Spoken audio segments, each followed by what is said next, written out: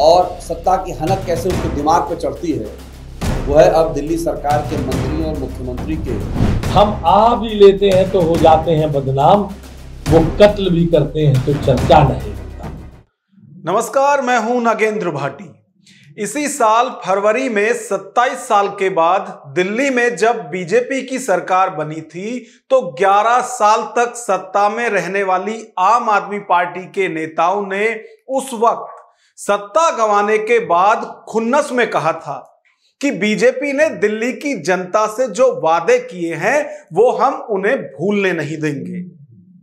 और इसके बाद से ही लगभग 1.5 दशक पहले आंदोलन के गर्भ से निकली केजरीवाल की पार्टी दिल्ली सरकार को हर मोर्चे पर घेरने में लगी है।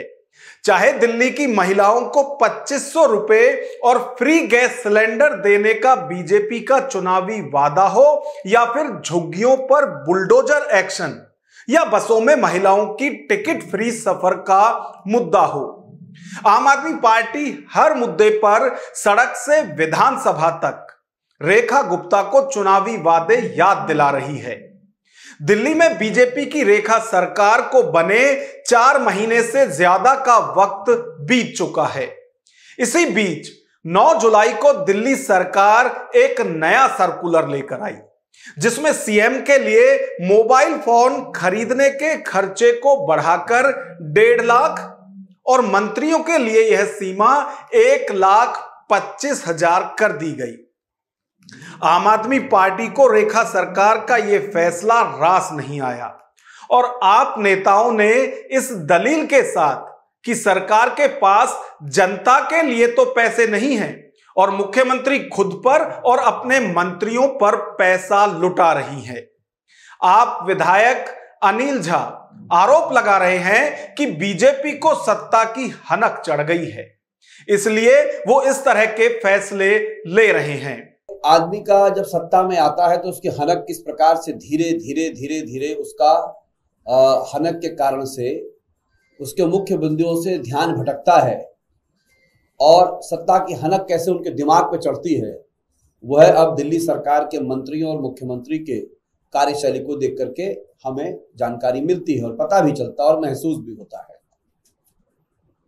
यह कुछ ऐसा ही है जैसे अकाल में उत्सव मनाने की एक प्रक्रिया दिल्ली सरकार कर रही है। आम आदमी पार्टी के इन आरोपों के बाद भला बीजेपी भी कहां चुप रहने वाली थी। जवाब में वो भी 11 सालों में अरविंद केजरीवाल और पूर्व डिप्टी सीएम मनीष सिसोदिया के खर्चों की पूरी कुंडली निकाल लाए। बीजेपी ने केजरीवाल पर सरकारी नियम तोड़कर कई बार महंगे फोन खरीदने का आरोप लगाया। दिल्ली सरकार में कैबिनेट मंत्री आशीष सूद ने सरकार की तरफ से मोर्चा संभालते हुए पूर्व मुख्यमंत्री केजरीवाल की सरकार को लपेटे में ले लिया और आंकड़ों के साथ आम आदमी पार्टी की बखिया उधेड़ी कि अरविंद केजरीवाल और मनीष सिसोदिया से उनकी पार्टी में सेकंड लाइन है, आतिशी मरलीना और सौरभ भारद्वाज तंग आ चुके हैं, इसलिए इनकी बखियां उधेड़ने के लिए ऐसे मुद्दे छेड़ देते हैं ताकि इनकी छवि के पोतड़े हम आपके सामने लाकर खोल दें। 2013 का सर्कुलर था जिसमें चीफ मिनिस्टर को 50,000 रुपए और मिनिस्टर को 45,000 रुपए का मोबाइल इस्तेमाल करने का अधिकार था। ये मेरे पास कागज है पिछले 10 साल का। माननीय अरविंद केजरीवाल जी ने 2015 से 2022 के बीच में दिल्ली सरकार से 4 मोबाइल लिए। पहला मोबाइल लिया 1/12/2015 को, मेक था आईफोन 6s प्लस 81,000 रुपए का, जबकि लिमिट थी 50,000 रुपए। दूसरा मोबाइल लिया 12/9/2017 आईफोन 7 प्लस 69,000 रुपीज। तीसरा मोबाइल लिया 4/12/2020 आईफोन 12 प्रो मैक्स 1,39,900 रुपए का। कोविड के बीच में शीश महल बनाते समय, कोविड के एन दौर में इनके खर्चे बढ़ते चले गए। कोविड के दिनों में अरविंद केजरीवाल ने लिया 1,40,000 और 1,64,000 का फोन। मनीष सिसोदिया क्यों पीछे रहेगा? 1,66,700 रुपए और 1,37,000। आशीष सूद की माने तो केजरीवाल और मनीष सिसोदिया ने 4 बार लिमिट से दोगुने तिगुने कीमत के फोन खरीदे। उन्होंने तंज कसते हुए शायरी सुनाई कि हम आहा लेते हैं तो हो जाते हैं बदनाम, वो कत्ल भी करे तो चर्चे नहीं होते। मंत्री जी के दावों और इस शायरी के बाद से ही दिल्ली में आम आदमी पार्टी और सत्ताधारी बीजेपी के बीच जमकर चल रहे वार पलटवार के इस दौर में सियासी खींचतान और शायराना हो गया। सीएम रेखा गुप्ता ने शायराना अंदाज में आम आदमी पार्टी पर हमला बोला, तो दूसरी ओर से उसी टोन में सौरभ भारद्वाज की ओर से भी पलटवार किया गया। दिल्ली की सीएम रेखा गुप्ता ने शायराना अंदाज में आम आदमी पार्टी पर हमला करते हुए एक्स पर अपने पोस्ट में लिखा,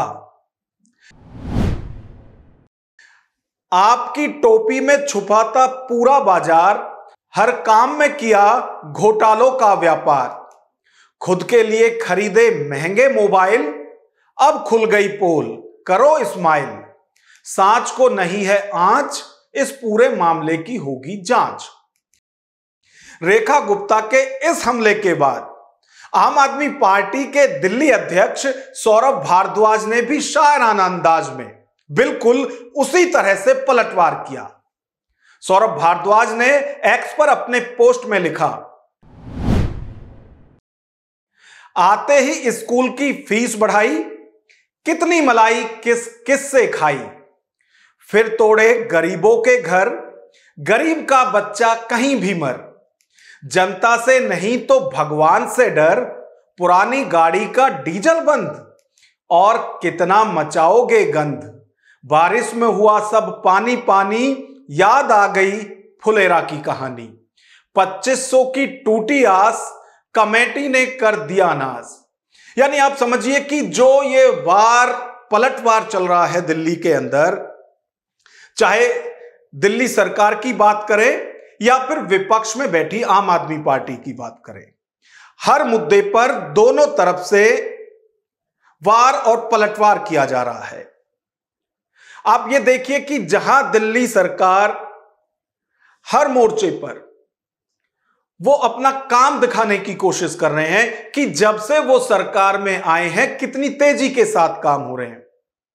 आपको याद होगा कि जब तो कैबिनेट भी नहीं बनी थी, मुख्यमंत्री तक का नाम भी सामने नहीं आया था, और उस वक्त दिल्ली में यमुना में जोरों से सफाई अभियान चलाया जा रहा था और कहा जा रहा था कि जैसे ही सत्ता में भाजपा आई है, यमुना का जो सफाई अभियान है वो तेजी के साथ किया जाएगा और यमुना को या यमुना के पानी को बिल्कुल साफ किया जाएगा। इसमें जो भी कहीं से भी किसी तरह की गंदगी आती है उसको यमुना से डिस्कनेक्ट किया जाएगा, यानी यमुना जो अभी नाले की तरह बह रही है उसे पवित्र नदी की तरह उसके स्वरूप में लाया जाएगा। उसके बाद जल भराव हुआ, बारिश हुई तो जल भराव हुआ दिल्ली के अंदर, तो पूरा कैबिनेट दिल्ली की सड़कों पर उतर गया, मुख्यमंत्री सहित, एलजी साहब अलग से। और उसमें अभी जो बारिश हुई थी उसमें तो वो दिखा भी रहे हैं कि जिस मिंटो ब्रिज पर हमेशा से तस्वीरें ये आती थी कि जैसे ही बारिश हुई वहां जल भराव हो गया, अब हमारी सरकार आई है, अब बीजेपी सरकार आई है तो अब वो नहीं हो रहा है। वो अपना काम गिना रहे हैं। समर एक्शन प्लान के लिए जो नाले सफाई का अभियान चलाया जा रहा था उसको पूरे जोर शोर के साथ दिखाए जा रहे हैं। वहीं यदि विपक्ष की बात करें तो आम आदमी पार्टी हर मोर्चे पर दिल्ली सरकार की घेराबंदी में लगी हुई है। अब आप देखिए कि चुनाव के दौरान जब दिल्ली विधानसभा का चुनाव हो रहा था उस वक्त खुद प्रधानमंत्री ने कहा था कि यह मोदी की गारंटी है, जब भी पहली कैबिनेट होगी बीजेपी की सरकार आने के बाद तो सबसे पहले महिलाओं के खाते में जो 2500 रुपए हर महीने जाने हैं उस पर फैसला होगा कैबिनेट में। नहीं हुआ। होली, दिवाली और त्योहारों पर फ्री सिलेंडर देने की बात थी, वो नहीं हुए। उस मुद्दे को लगातार आम आदमी पार्टी उठा रही है और इसके लिए सड़क से विधानसभा तक वो जो कर सकती है वो कर रही है। और जैसा कि मैंने पहले भी कहा, आम आदमी पार्टी सत्ता गंवाने के बाद से ही ये कह चुकी है कि आप जो वादे करके आए हैं हम उन्हें आपको भूलने नहीं देंगे। जो दिल्ली की जनता से आपने कहा है अब करिए, आपको कौन रोक रहा है। चाहे वो जहां झुग्गी वहीं मकान की बात हो। आप देखिए कि दिल्ली में झुग्गियां तोड़ी गई, लेकिन जो नारा था बीजेपी का, जहां झुग्गी वहीं मकान, वहां मकान नहीं मिल रहे, इस मुद्दे को आम आदमी पार्टी उठा रही है। दिल्ली में जल भराव, तो जो वार पलटवार दिल्ली के अंदर चल रहा है पक्ष और विपक्ष में, अब वो शाराना अंदाज में आ गई है। और हमने आपको पूरा बताया कि किस तरह से जो दिल्ली के गृह मंत्री हैं आशीष सूद, उनकी तरफ से ये शायरी शुरू की गई, उसके बाद मुख्यमंत्री और फिर विपक्षी पार्टी आम आदमी पार्टी के प्रदेश अध्यक्ष सौरभ भारद्वाज। तो दिल्ली की जो सियासी पिच है वो ऐसा लगता है कि अगले 5 साल के लिए बिल्कुल इस तरह से तैयार हैं कि ना खुद आराम से बैठेंगे, और आम आदमी पार्टी तय कर चुकी है ना सरकार को आराम से बैठने देंगे। तो इस सारी खबर पर आपकी क्या राय है वो कमेंट बॉक्स में हमें जरूर बताएं। नमस्कार।